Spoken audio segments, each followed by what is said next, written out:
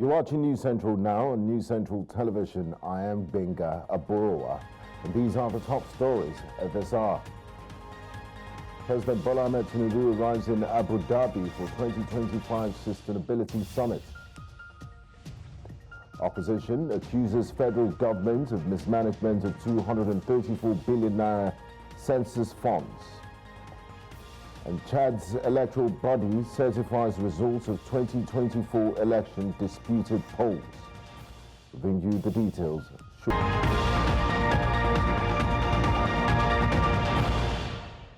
Let's begin by telling you that President Bola Ahmed Tinubu arrived in Abu Dhabi early on Sunday morning to attend the 2025 Abu Dhabi Sustainability Week, an annual global event focusing on sustainable development. Touching down at 2:14 a.m. local time, the Nigerian leader was received by the United Arab Emirates Minister of State in the Ministry of Foreign Affairs, Sheikh Shakbut Nayan Al Nayan.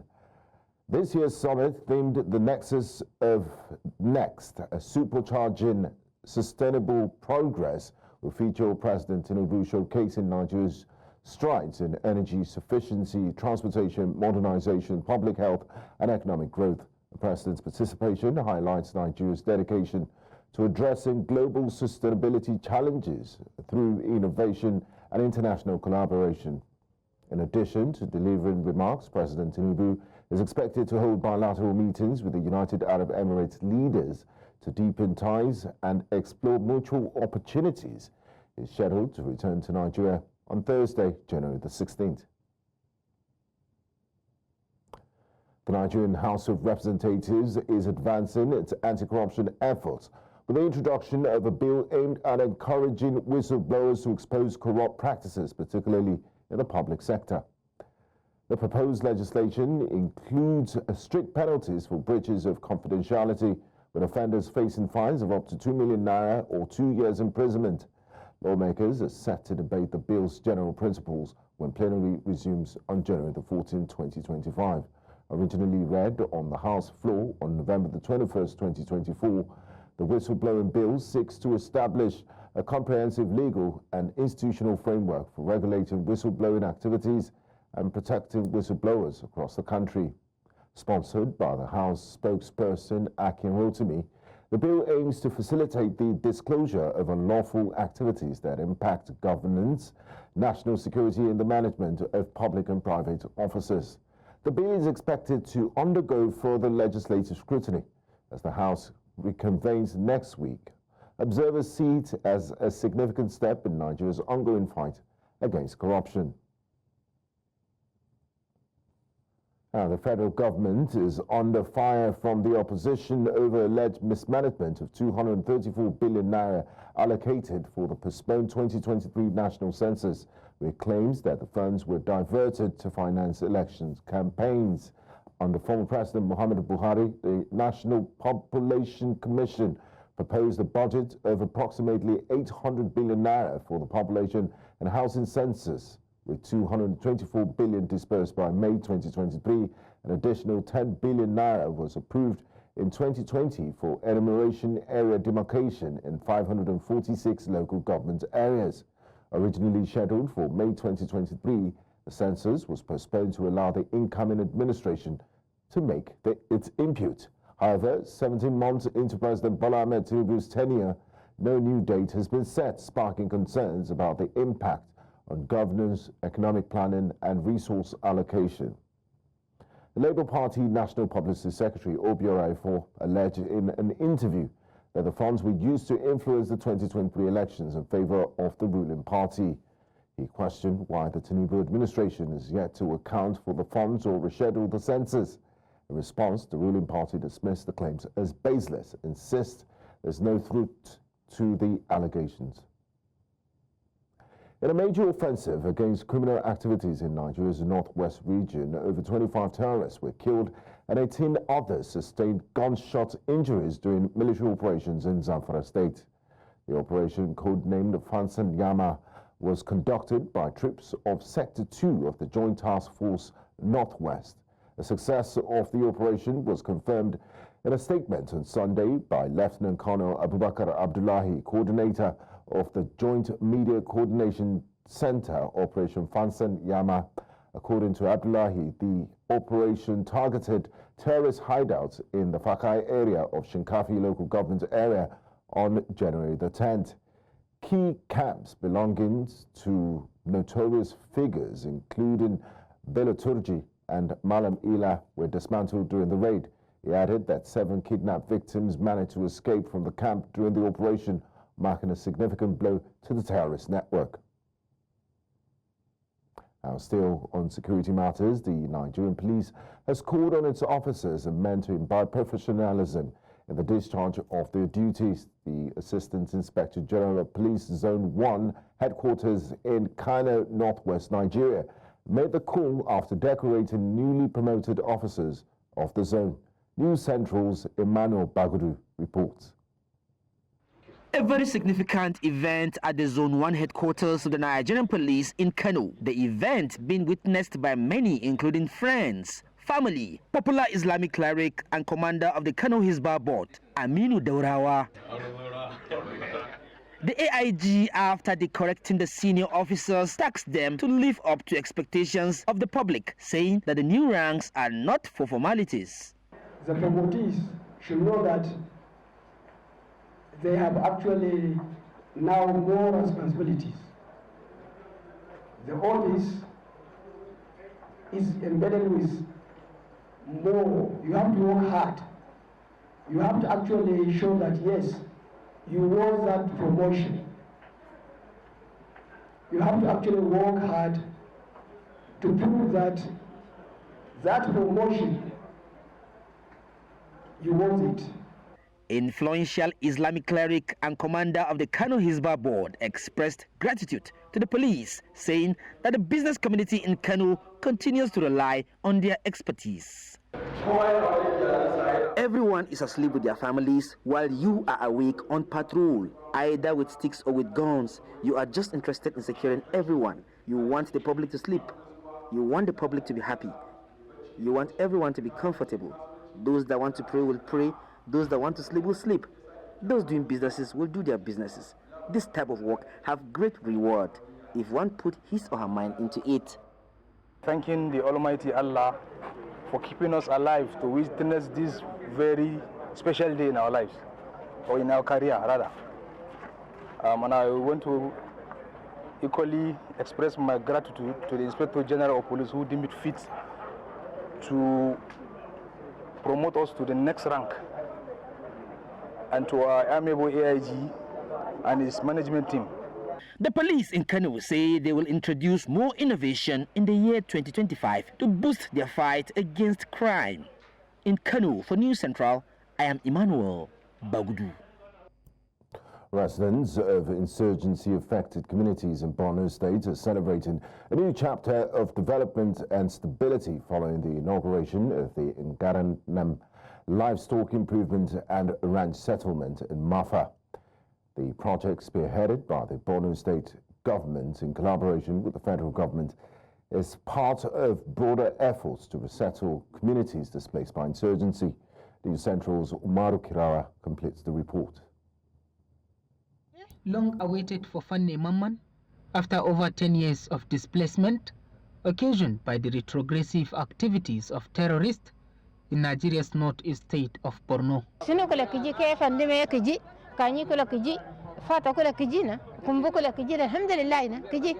Over 600 households have been resettled here and supported with livestock to pick up pieces of their lives. We intend, by improving the animal health sector, provide the necessary dairy requirement, not only milk.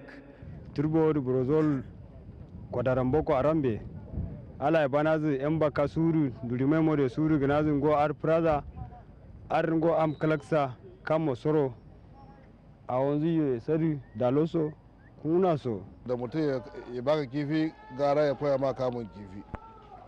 Wannan a gaskiya mu ba mu ki ba a ce a bashi gwamna na dindindin an ba don dokan kasa ba, da a kara mura wata shekara 8 ma don abin ci gaba da yayi, kuma dukkan al'ummar jihar Borno ko makiyansa zai tabbatar da haka. The Ngaranam Ranch settlement which includes modern livestock facilities, grazing areas, and community infrastructure, is designed to restore livelihoods and promote economic recovery in the region. Borno State, blessed with vast grazing reserves and fertile land resources, offers a unique opportunity to livestock growth and productivity improvement in Nigeria. We are ready and open for partnership that will not only enhance livestock productivity, but will also transform Borno into a thriving agricultural hub. The government's push for gradual sedentary and commercial livestock production marks a critical step forward. But this has to be done quietly with sensitization and with engagement that can ensure sustainability of the outcomes. The settlement, which will serve as a hub for feedlot operations, will guarantee the supply of animals in regular cycles. It is expected to produce certified animals that can meet international standards for meat export and local consumption. Sustaining such initiative is said to be critical in giving a sense of belonging and livelihood to victims of the years of insurgency and improving the country's economy. In Mafa for News Central, Umaru Kirawa. Officers and men of the Nigerian police have been urged to imbibe professionalism in the discharge of their duties. Assistant Inspector General of Police, Kano Zone 1 headquarters in Kano, made the call after decorating newly promoted officers of the zone. News Central's Emmanuel Bagudu reports.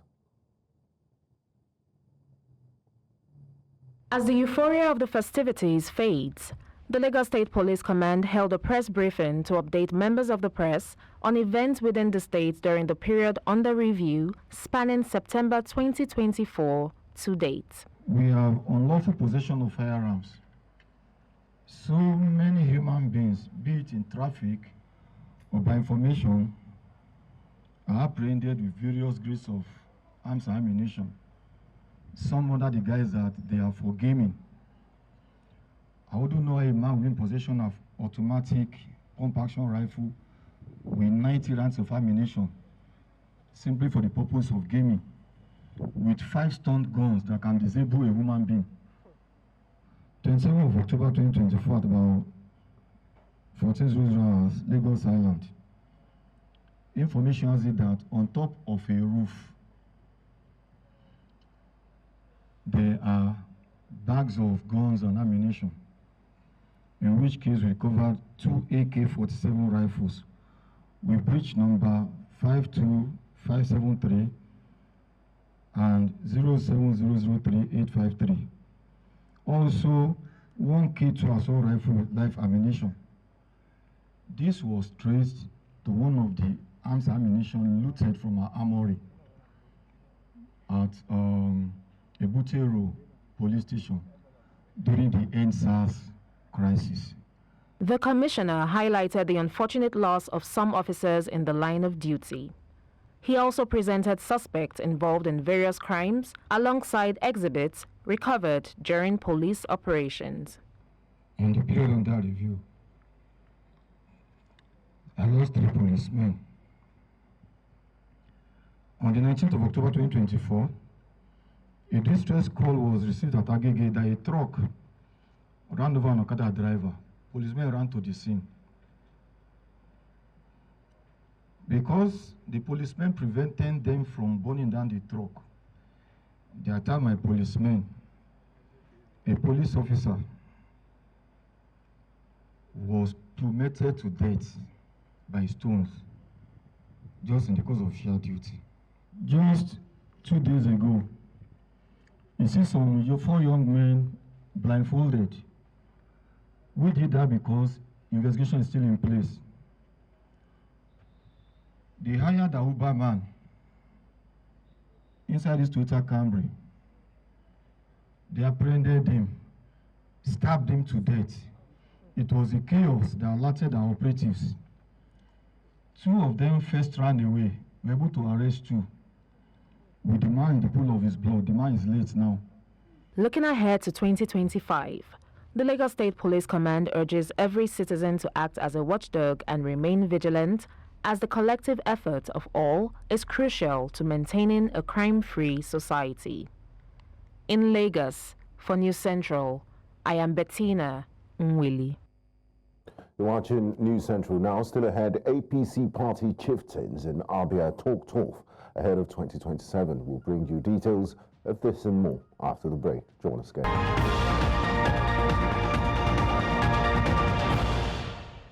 You're welcome back. Now, earlier in the week, the Independent National Electoral Commission proposing a budget of 126 billion naira for its 2025 operations, citing the rising cost of conducting elections in Nigeria. INEC Chairman Professor Mahmood Yakubu expressed concern that the approved 40 billion naira for 2024 would be inadequate to cover the upcoming activities for the year. Yakubu underscored the financial burden of organizing 21 by-elections nationwide, with 11 still pending, and stressed that the Commission's activities are highly capital-intensive, necessitating substantial funding. To ensure the efficient and timely execution of elections, he proposed that election funding should be sourced directly from the Federation account. Honorable Bob, you touched on a very, very important issue. We need a big, major conversation in this country. Nigeria has no election season any longer.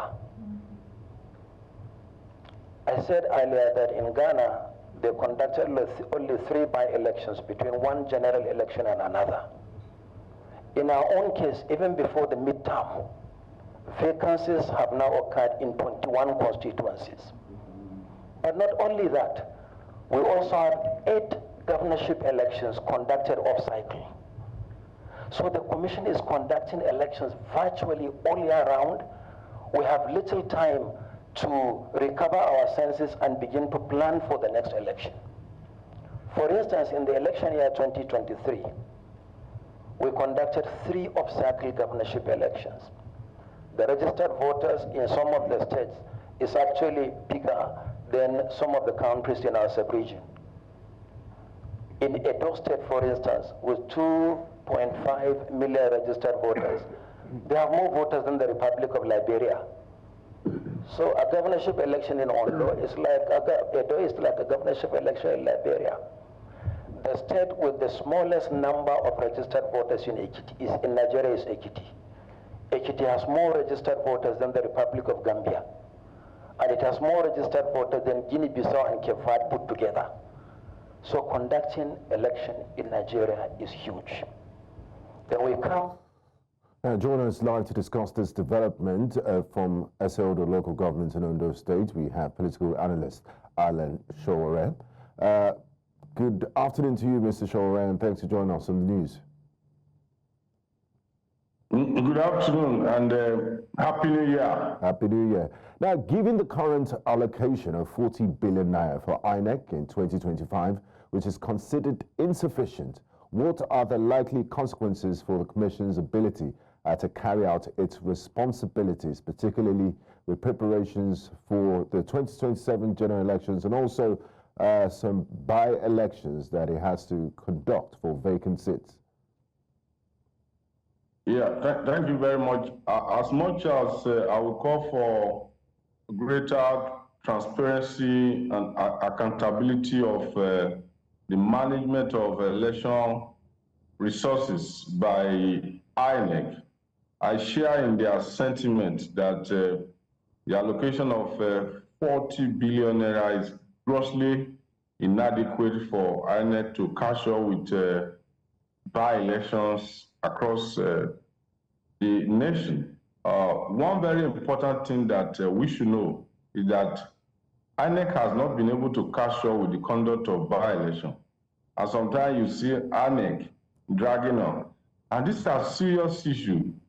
I will draw your attention to a very fundamental flaw that INEC has not been able to catch up with.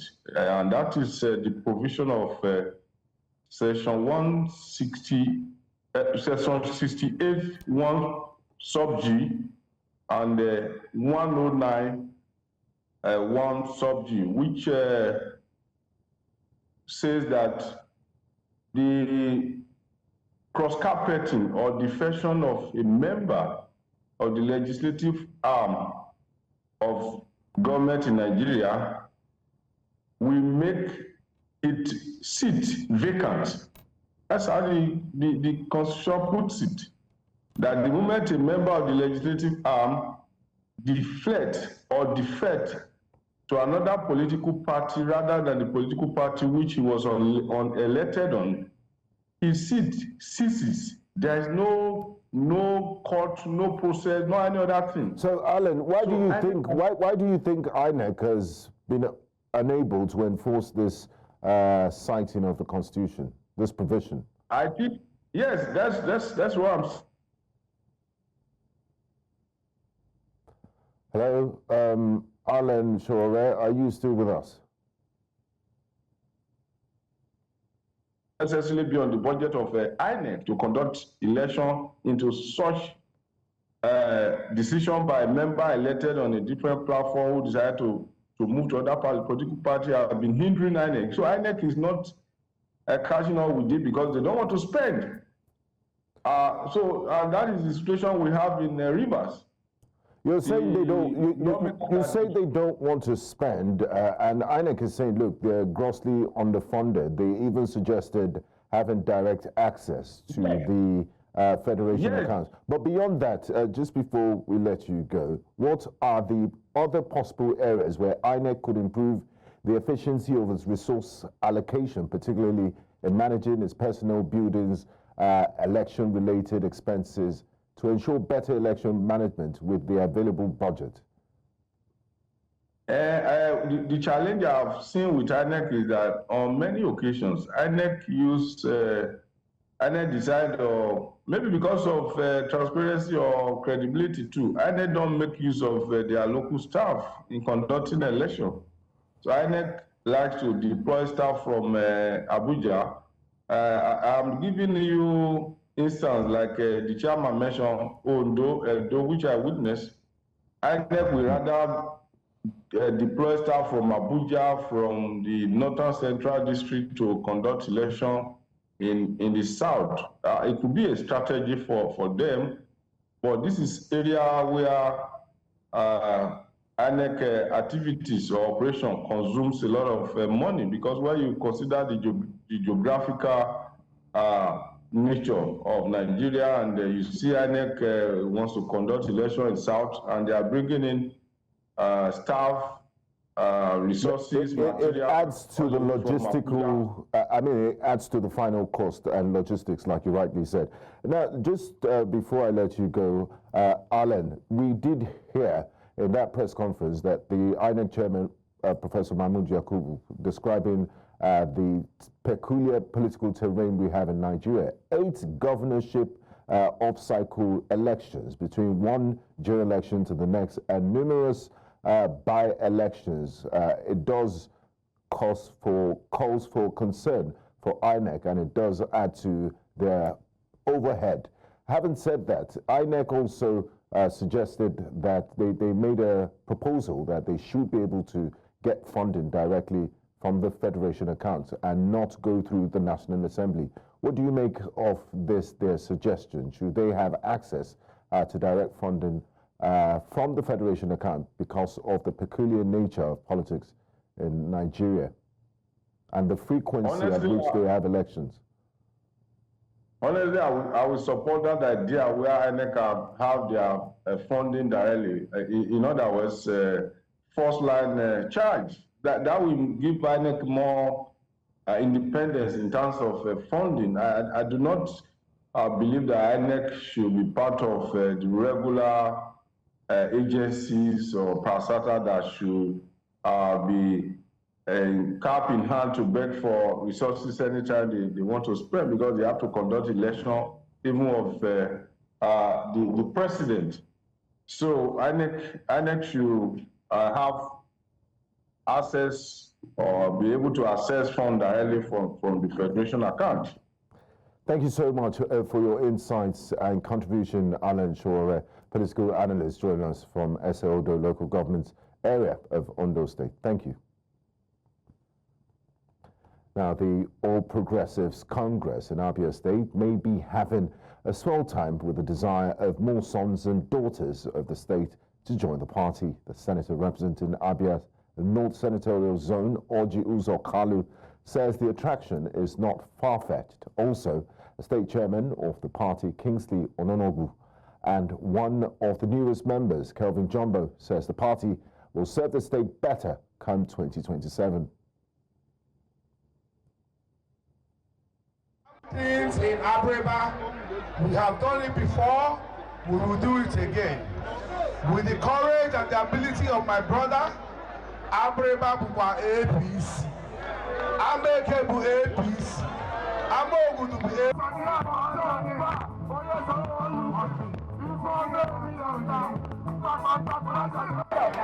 The most distinguished and the action senator of Ajanat. Well, they have seen what I have done here as a senator, and the support I had both from President Mohamed Buhari and President Ahmed Tinubu. Both presidents have supported me in the budgeting period to support our party here. President Tinubu is doing, our president is doing, is bringing more people. We're also bringing more people in the party. So people are excited. They know we can go places. I expect to get the opportunity to do something significant. Just expect if we take over Abia State in 2027, you will see more action, verifiable action. I think it's all about alignment of values. I have gone to where their value aligns with my agenda and initiative as a person. Enugu State Governor Peter Mbah says the Igbo nation can become formidable if it achieves its unity of purpose. The governor made this assertion while receiving the new executive of the Apex Igbo Social Cultural Organization, Ohaneze Ndigbo, during a courtesy call at the Government House in Enugu on Saturday. He noted that the capacity of the newly chosen leaders is unquestionable. Mbah also highlighted the numerous tasks ahead of the new executive, emphasizing that the organization they now lead represents the heart of the Igbo nation. The President General of Ohaneze Ndigbo, Senator John Azuta Mbata, assured that the executive will not fail in its assignment.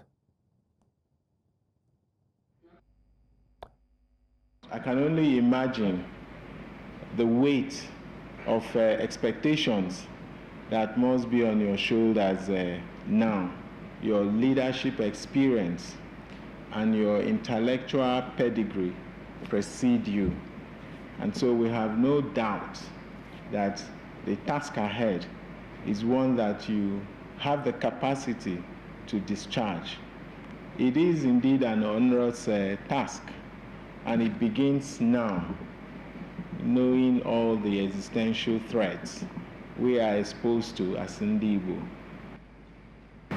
You are gracious to be in attendance with your colleagues, the governors of the other states, all Igbo states, and it was unprecedented in the history of Ohaneze Ndigbo meetings.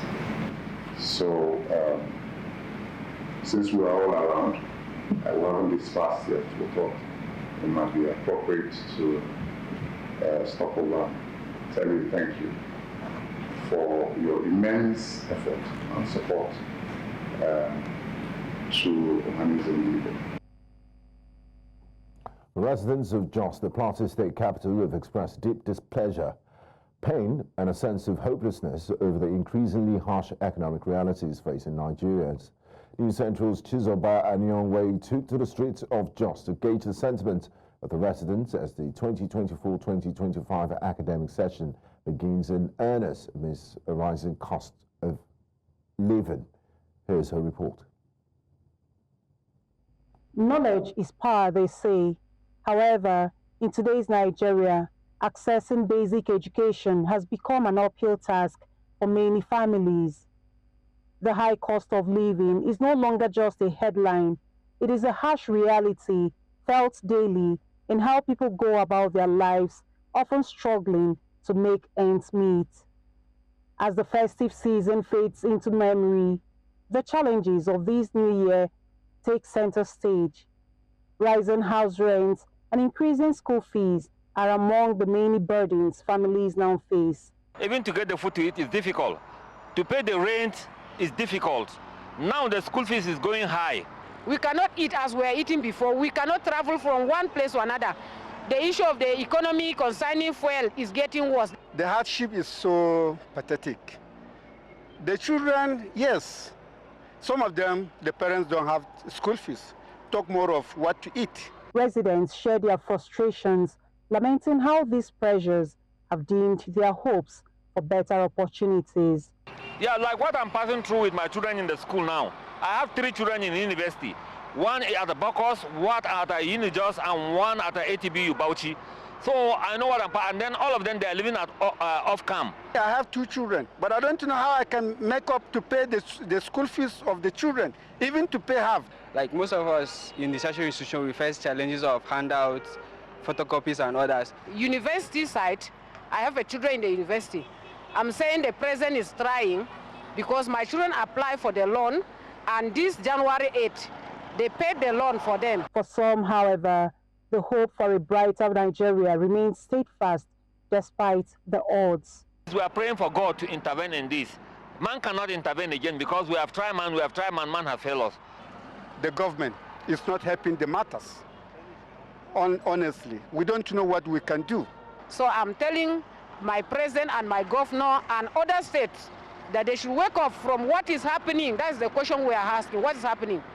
My advice to us, the students, is that let's engage ourselves in vocational training. I think it will help a lot. Amidst these challenges, the question remains, how soon will these difficult circumstances change for the better? In Jos, Plateau State, for News Central, I am Chizoba Aniwi. Watching News Central now, coming up on the news. Chad's electoral body certifies results of December polls. We'll bring you this and more after the break.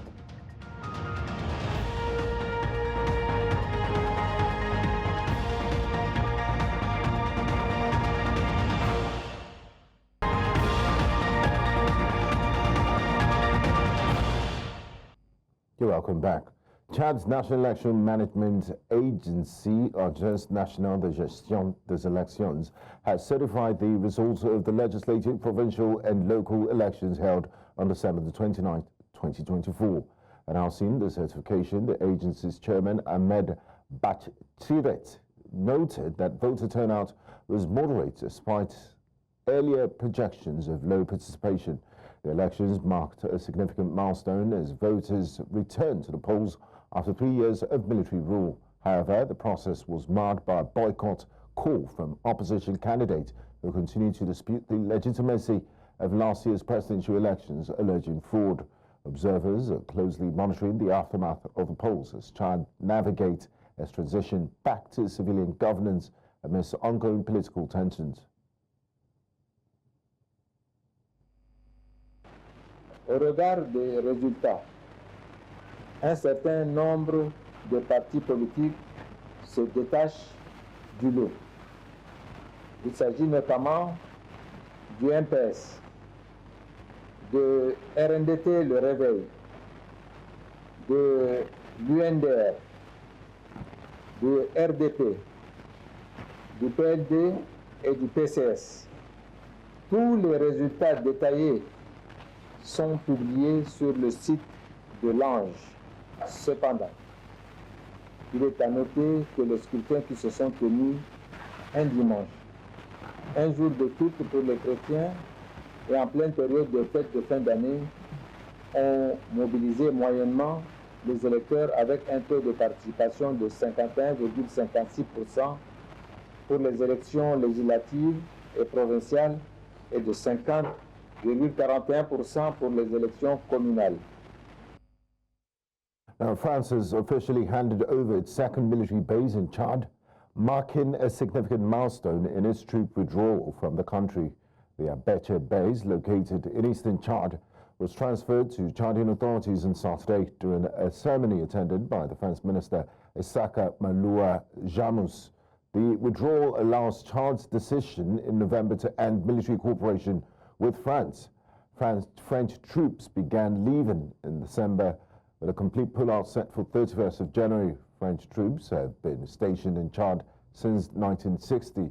But this withdrawal underscores Chad's pivot to strengthening ties with Russia. South Africa's ANC party celebrated its 113th anniversary in Cape Town with renewal and survival as the central theme. Thousands gathered at the Mandela Park's sports facility to hear from the party leader and President Cyril Ramaphosa. The president reassured supporters of the ANC's core values remain steadfast, emphasizing that the party is using the 2024 election setback as an opportunity for strategic renewal. He also called for peace in the Middle East and urged the lifting of the economic blockade on Cuba. The event underscored the ANC's resilience in its efforts to adapt to South Africa's evolving political landscape.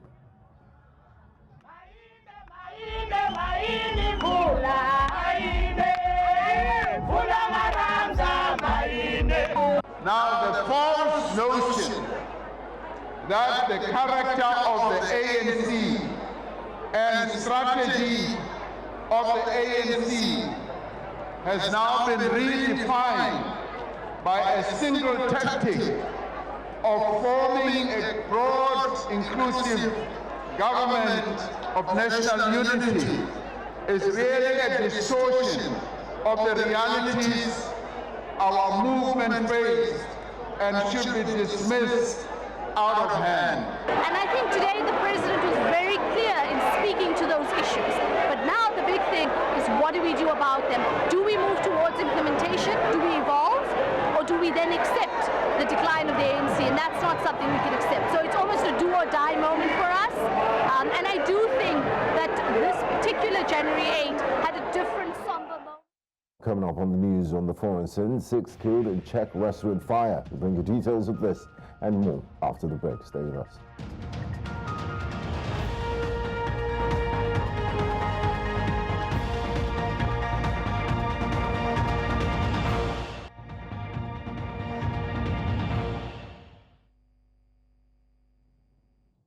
Rescue services on Sunday said a restaurant fire in a northwestern city of the Czech Republic killed 6 people and injured 8 in a suspected heating accident. The fire spread extremely fast after a patio gas heater was probably knocked over. The local fire service posted on Facebook. The fire broke out in a wooden beer garden adjacent to the Gogo-Ogute restaurant at a house and estate in the city of Most, about 70 kilometers northwest of the capital, Prague. All 8 were rushed to hospitals with burns and 6 of them in critical conditions. Interior Minister Vít Rakusan told Czech radio the cause was likely a propane butane heater overturning in the restaurant's front garden. Now let's join our business desk for update and business news. In business, the NGX All-Share Index and market capitalization appreciated by 1.8% to close the week ended Friday, January 10, at 105,451.06 points and 64.3 trillion naira respectively. Positive sentiment prevailed in the domestic stock market as bargain hunting in MTN Nigeria, following signals of an imminent tariff hike in the telecommunications sector, as well as strong performances by Transcorp and Transcorp Hotel, drove the All-Share Index higher week on week. Consequently, the year-to-date return settled at 2.5%. The return performances across sectors were broadly negative as the insurance closed down 0.9%, oil and gas down 0.3%, industrial goods down 0.3%, consumer goods down 0.3%, while the banking sector inched higher by 1.9%. Still on CBN's non-resident Nigerians accounts, the central bank has barred local deposits into the newly introduced non-resident Nigerian ordinary account and non-resident Nigerian investment account designed specifically for Nigerians living abroad. In a circular issued on January 10, 2025, the Apex Bank highlighted that the accounts are intended to channel external inflows and diaspora investments into the economy. Additionally, The CBN clarified that there are no restrictions on the repatriation of funds, whether in foreign or local currencies. The Naira faced continued depreciation across foreign exchange markets this week, closing at 1,544 Naira 50 kobo per dollar on the official market and trading as high as 1,647 Naira per dollar in the parallel market. The Naira opened the week stronger at 1,530 Naira per dollar, but hit a low of 1,548 Naira per dollar midweek before recovering slightly. In the parallel market, rates ranged between 1,645 Naira per dollar and 1,647 Naira per dollar, highlighting persistent challenges in dollar access for businesses and individuals. And finally, in Southern Africa, Zambia Securities and Exchange Commission has sanctioned Standard Chartered Bank for mis-selling bonds issued by Sino-Ocean, a state-backed Chinese developer, to a local wealth client during China's real estate crisis. The bonds sold in March 2022 defaulted within a year and are now nearly worthless. The SEC found two violations: failure to disclose material information about the bonds and using exclusionary contract clauses that shifted all risk to the client, breaching Zambia securities rules. Standard Chartered, exiting Zambia's retail and wealth market, faces enforcement action. The bank plans to appeal, stating it prioritizes compliance with regulatory standards. The SEC began investigating in April but has not disclosed the penalty. Under Zambia Securities Act, the regulator can impose fines or censure but cannot mandate client compensation. This is our offering on Business News at this time. Thank you for watching. The news continues shortly.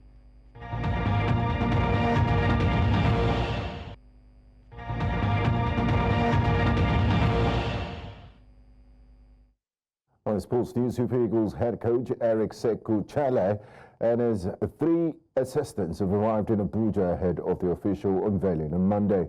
Ceremony scheduled by the Nigerian Football Federation for 11 a.m. at the media conference room of the MKO Abiola National Stadium. We'll see the Federation officially announce the names of Coach Chale's assistants with the crew to shepherd the Super Eagles B at next month's African Nations Championship in East Africa. Chale's primary task is to revive Nigeria's 2026 World Cup qualification hopes. With qualifiers resuming in March, the Super Eagles will face Rwanda away before hosting Zimbabwe, currently Nigeria's second bottom in the group with 3 points from 4 matches. Rwanda leads with 7 points, followed by the Republic of South Africa and Benin, also with 7. Lesotho sits fourth with 5 points, while Zimbabwe is last with 2 points. Chale and his team are also expected to manage the Super Eagles B squad at next month's African Nations Championships in East Africa before focusing on World Cup qualifiers. Nigerian Women's Football League side Remo Stars Ladies have announced the signing of Immaculata Offiong, a former Nigeria under-17 right back. Offiong joins the Sky Blue Ladies from Rivers Angels, bringing valuable experience and defensive strength to the team. This signing follows the recent addition of winger Kehinde Deborah, who became the team's first signing ahead of the 2024-2025 season. Remo Stars Ladies will compete in Group A of the upcoming Nigeria Women Football League. The group features top teams including Edo Queens FC, Abia Angels FC, Ekiti Queens, Heartland Queens, Confluence Queens, Nasarawa Amazons and Danaz Ladies FC. Top seed Ariana Sabalenka launched a campaign for third consecutive Australian Open title with a dominant 6-3, 6-2 victory over Sloane Stephens on Sunday. Despite a brief stumble in the first set, the Belarusian regained control to defeat the 2017 US Open champion in just 71 minutes at the Red Lever Arena. Sabalenka is chasing history as the first woman since Martina Hingis in 1997 to 1999 to claim 3 straight titles in Melbourne. A triumph this year would see her join an elite group including Margaret Court, Yvonne Gaulogang, Steffi Graf, Monica Seles and Martina Hingis, who have achieved a three-peat. That's all on the news at this hour. Before we go, let's take another look at some of the major stories. President Bola Ahmed Tinubu has arrived in Abu Dhabi for the 2025 Sustainability Summit. Opposition have accused the federal government of mismanagement of 234 billion naira census funds. We also told you that Chad's electoral body has certified results of 2024 elections disputed polls. That's all on the news at this hour. You can watch News Central live on DSTV, channel 422, Star Times, channel 274, Avo TV, and YouTube. Many thanks for watching. I am Benga Aboroa.